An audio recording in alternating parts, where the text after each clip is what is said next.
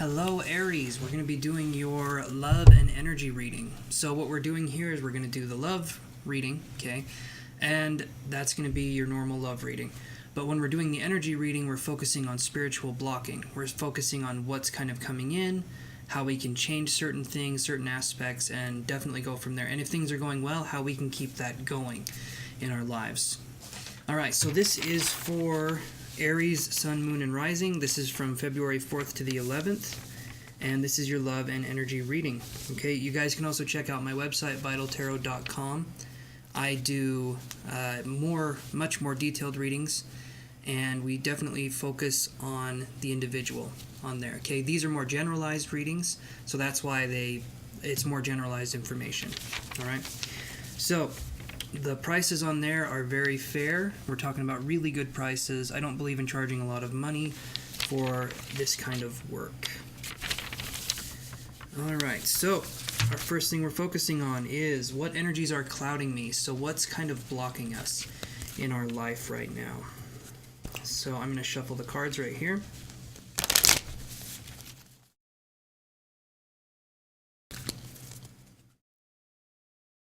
And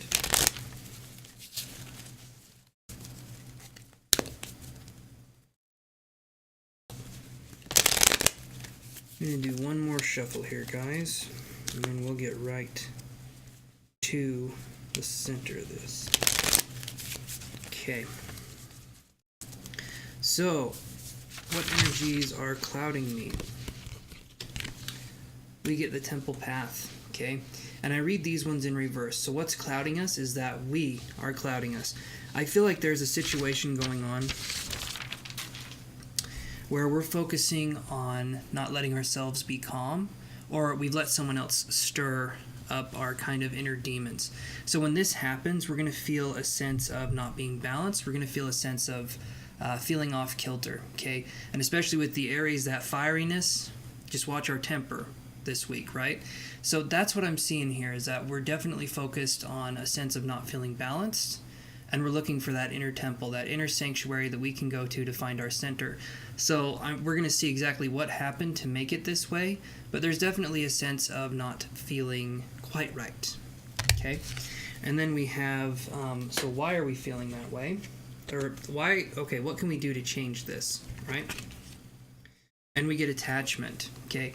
So there's definitely a sense of attachment. Maybe we attached our sense of self or our sense of worthiness to an ideal or an expectation that didn't happen.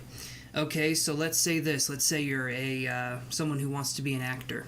Okay, you go to a party where there's going to be someone who's a recruiting agent, and you're telling yourself, it's going to be a great night, I'm going to get recruited, I'm going to become an actor, I'm going to get discovered, okay? So instead of focusing on having fun at the party, just for what it is, it's a party, you are attaching an outcome. You're attaching an expectation to something, and if it doesn't go quite right, you're going to be disappointed. So that's what this is about to me, attaching ourselves to something. This can also be a person as well, but for those of you who are going through more of a situational instead of relational kind of event, that's definitely what we're seeing here, is that we attach our sense of worthiness, our sense of self, our sense of value to outside forces, okay? So that's what I'm seeing here. So what we can do to not do that is be in the present moment. Whatever a situation is, take it for what it is. Don't try and change it into something else. I talked about this in the Aquarius video. Just don't try and turn something into something else, because then we're kind of clouding ourselves. We're clouding our judgment. Let a situation be exactly what it is. Don't try and turn it into something that it's not, and don't set your expectations up this high, and then when you fall down this low, you're really disappointed and you're really upset with yourself, because that creates a sense of like, I'm not good enough, I don't deserve this. You absolutely do deserve success and to have an awesome life, but we have to focus on tempering our expectations and really letting things be what they actually are, okay? So we're going to go straight to the love reading portion, and we're looking at how am I feeling about love right now. So I've got our cards we're going to be using. So what am I feeling about love? Aries, what is Aries feeling about love?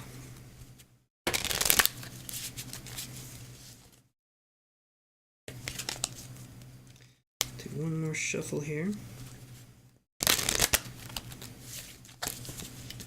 Okay, so what are we feeling about love? Look at that. Release your ex, okay?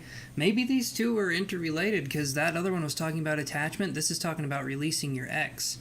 The time has come to clear your energy. Are you ready to accept this task? Right? So this to me is definitely letting go of what no longer serves us and focusing on what we can do to change in the present moment to make our lives better. So releasing our ex is about getting rid of old energy. What I want you guys to know is that when we release someone, it can feel like we're trying to forget them or we're trying to shove down our emotions, but actually what we're doing when we release and we sever our energetic ties, I've got a video linked to that, but when we do that, we're actually letting ourselves become a new person. Sometimes it's harder to do because we've attached our sense of identity to this person, okay? So that's why splitting up or why breaking up hurts, is because we've attached our sense of happiness, our sense of well-being onto a relationship. So that's what we're focusing on here, is we're releasing the expectation we had here, and this will actually set us free. At first it doesn't. At first it feels weird. At first it feels very foreign, and it's something that takes a little getting used to, but eventually you'll be able to be like, okay, I don't know why I ever held on as long as I did. When we're releasing an ex, we're releasing something that no longer serves us, okay? And there's no wrong way to go about that. Just release it, give yourself time, don't beat yourself up in this process. Just let yourself slowly heal and get things back going in your direction, okay? So, why are we feeling like we need to release our ex? And so this is interesting, and this is in reverse. Someone from your past is returning to your life. Okay, reconciliation. So to me, we're definitely focusing on letting go of something because this person maybe wants to reconnect again and you don't want to. Maybe a part of you thinks that the person's changed. Maybe the person's even saying that they've changed. But ultimately, if you don't get a good feeling about it, don't let this person guilt you into a relationship or a sense of like, I have to do this for this person, because that's not helping. That's not helping you. That's not helping them. When we're focusing on true reconciliation, is there needs to be action to back up if the person has changed. There needs to be patterns, there needs to be behaviors to show that the person has changed. And you also need to feel a sense of respect. If this person is demanding your attention, if this person is trying to weasel their way into your life again after you've been recovering from this person, then trust me, that person does not have your best interest at heart, okay? So that's what we have to look for. Remember, actions speak louder than words, and we need to let ourselves just recover if that's what we're wanting to do. And with the way this is for Aries, okay, I'm seeing that someone is trying to sort of dig their hooks and come back. Like, you know, I'm getting the visual representation of like, they have their hooks in the mountain and they're climbing up and they're like really trying to get to you hard. They're trying to do something. Maybe you blocked them and maybe they made a fake account on social media to try and stalk you. I don't know. Just be wary of this because I do feel like someone's trying to get their hooks in you. That's what I'm feeling. Okay, so just be aware. We can look into that. Okay, and then we have this one. How can we change this energy? What can we do to change this? And that's an interesting one. Retreat. It is time to disconnect from the world. So when we're looking at disconnecting from the world and retreating, okay, and all these start with R. Release your ex, reconciliation, retreat. Okay, R and R and R. Okay, we're looking at getting that rest and relaxation. We're also looking to not get that reconciliation. And we're looking to retreat to our own nation. Okay, tried to make it good, but it got weird. So retreating in this way is actually probably the best thing we can do. It's time to disconnect from the world, so maybe pull the plug on certain things. Take a break and see what really matters in your life. What makes you happy? Follow that. If there's a sense of someone pulling your strings, which I feel like you guys are starting to get more of a sense of, don't let that happen. You are completely in control. No one can guilt you into a relationship. Okay, so let that be kind of a step. Let it be a forewarning. And look into some of my other videos on narcissistic abuse, on what we can do on covert versus overt narcissism, because that's going to help you guys understand what that looks like. Okay, so that's what I have for you guys this time. And subscribe, comment, like, and share if you enjoyed the video. And you can also look at my website, vitaltarot.com, if you guys are interested in having a reading. All my prices are incredibly fair. I don't believe in charging a huge amount for readings.